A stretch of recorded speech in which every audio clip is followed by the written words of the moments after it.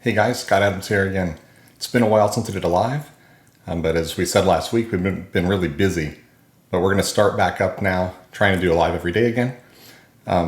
So recently we've been bringing on some other clients, and one of the clients and a few other people I've talked to in the last few weeks have said that they're using RDR, or Visa's rapid dispute resolution.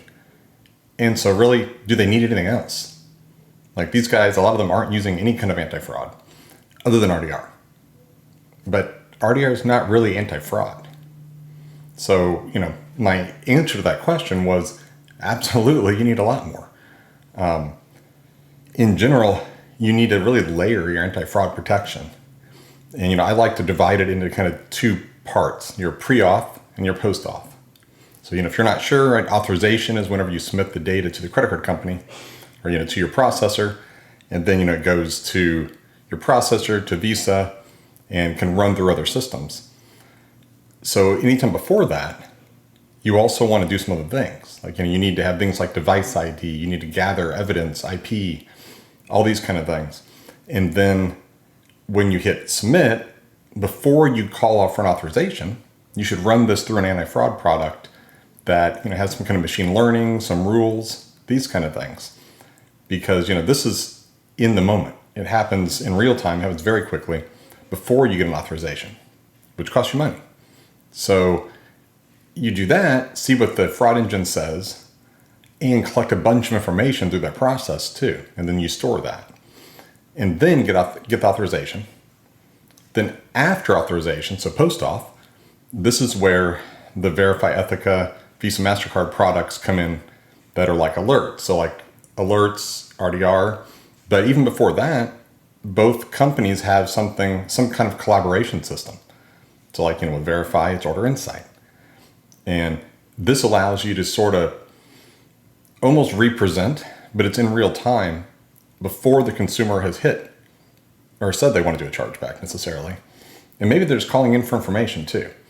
And so you provide more information, they get that information, hopefully that stops the chargeback and gives your consumer what they wanted to hear and keeps a happy customer. So it's kind of like an extension of customer service. Then you have the alert systems in RDR, and these things stop a chargeback, but you have to do a refund. So you're losing your good customer, but you are preventing the chargeback. And there's a cost to that, which is a much greater cost than collaborating, and it's a much greater cost than denying transactions before you authorize. And there is a chance things can slip through, so you might still get some chargebacks. And then, finally, beyond that, there's information gathering, like Verify has Inform, and that's, on Visa transactions. But that's real time, so you can know what's going on and run your business. And you can, do blacklists, you can stop shipments, all these kind of things. And then finally, after that, you also have representment. And, the same client was saying, well, why do I need to represent? If I use RDR, I don't have to. And well, that's true. You don't have to. You actually can't, because you've already accepted liability for it by using RDR, and that's fine in many cases.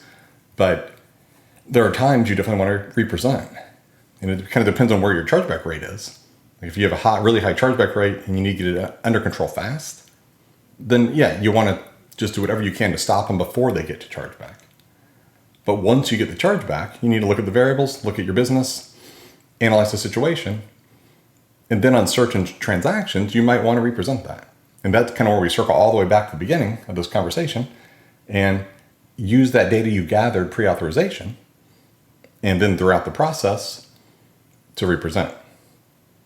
So, I hope that helps. But yeah, is RDR a silver bullet? Absolutely not. But it's a really good product. And there's changes coming to it too that'll make it even better. Plus, as we've talked about, the Visa compelling evidence.